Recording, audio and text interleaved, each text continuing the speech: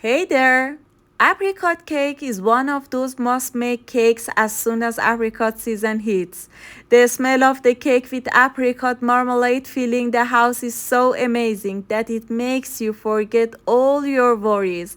It's special and delicious. So to make it, we first need to prepare the apricot marmalade. 2 cups of apricots, half of a cup of sugar, 2 tablespoons of fresh lemon juice we need. Put the apricots in a pot and cook until they soften a bit. Mash them off with a masher. I don't use a food processor because I don't want my apricot to get too mushy. Then add the sugar to apricots, mix well, and let it cook until about 80% of the apricot water evaporate on the stove. Finally, add the lemon juice and turn off the stove after a minute. And there you have it. Our marmalade is ready. For the pastry cream, we need the following ingredients: 1 cup of milk, 2 eggs yolks, 15 grams of butter, 1.5 tablespoons of cornstarch, 50 grams of sugar, half of tablespoon of vanilla. Warm the milk in a saucepan over medium heat until it's nearly boiling, but don't let it boil. Then remove the milk from the heat. In a separate bowl, mix the egg yolks, sugar, and cornstarch with a whisk until the mixture becomes thick and pale. Gradually add the warm milk to the egg mixture, whisking quickly to combine until smooth. Then return the mixture to the saucepan and place it over low heat. Stir continuously until the mixture thickens and reaches the custard-like consistency. This won't take more than a few minutes. Once the custard has thickened, remove it from the heat and add the vanilla and butter. Stir until the mixture is smooth. It's best to transfer the custard to a container with a lid to prevent the skin from forming on top. And it's done.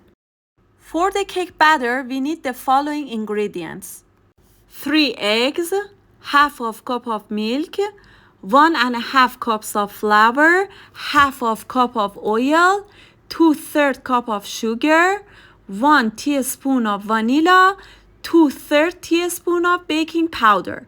First, mix the sugar, eggs, and vanilla on high speed with a mixer until the mixture is thick and pale. 6 minutes for this is enough. Once the mixture is thick and pale, add the milk and the oil. Mixing on low speed until everything is well combined. Do it in a minute. Next, gradually add the stiffed flour and baking powder to the mixture in several stages, folding gently with a spatula in one direction to maintain the batter's fluffiness and ensure everything is well combined. Now, grease your mold, line the bottom of the pan with apricot slices as you like, and pour half of the batter into the pan. Then pour the marmalade, followed by rest of the batter. Pipe some custard cream on top. Bake in the oven at 180 centigrade for 30 to 40 minutes. And there you have it. Our delicious, fragrant apricot cake is ready. Enjoy!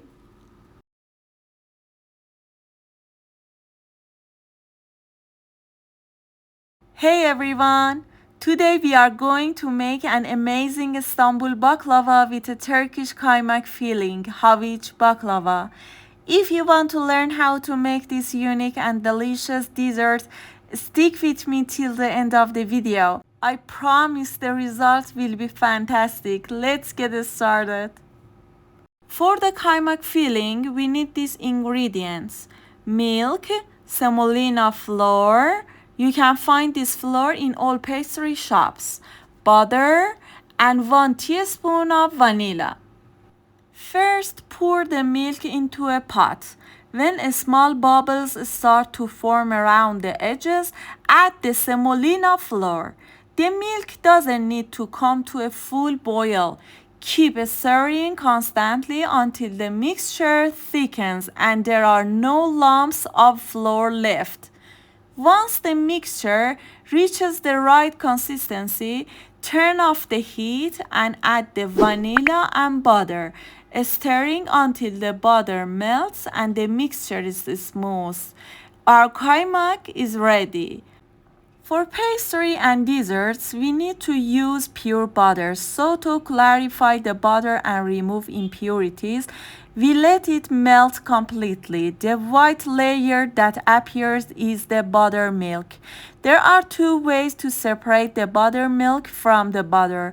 First, you can put the melted butter in the freezer. The butter will freeze, but the buttermilk won't. So you can easily separate the buttermilk with a knife. The second method which I use involves stirring the melted butter. The buttermilk stays in the strainer. The brown specks you see are burnt buttermilk, which should be discarded. Now the clarified butter is ready. First, roll out the baklava dough and cut it to fit your baking dish. Then brush the bottom of the dish with a mixture of 2/3 clarified butter and 1/3 liquid oil. The bottom and top layer of your baklava should be made with whole sheets of dough. For the other layers, you can use broken pieces of dough. And if you have extra whole sheets, you can also use them for the middle layers. First, I use whole sheet of dough for the initial layer, brushing each layer with the oil mixture. Then I layer some of the broken dough sheets, brushing each layer with the oil mixture again. For the sixth layer, I used another whole sheet, brush it with oil and sprinkled ground pistachio on top. Then I piped the kaymak filling, making sure not to get too close to the edges of the dish. Next, I placed another whole sheet of dough, brush it with oil and use broken dough sheets again. I repeated this process for a few more layers with whole sheets of dough at the beginning. Carefully and patiently, I cut the baklava with a knife. Then I bake it in a preheated oven at 180 centigrade for 25 to 30 minutes until it was golden and crispy on top. While still hot, I poured the syrup, the recipe for which I shared in previous posts, over the baklava.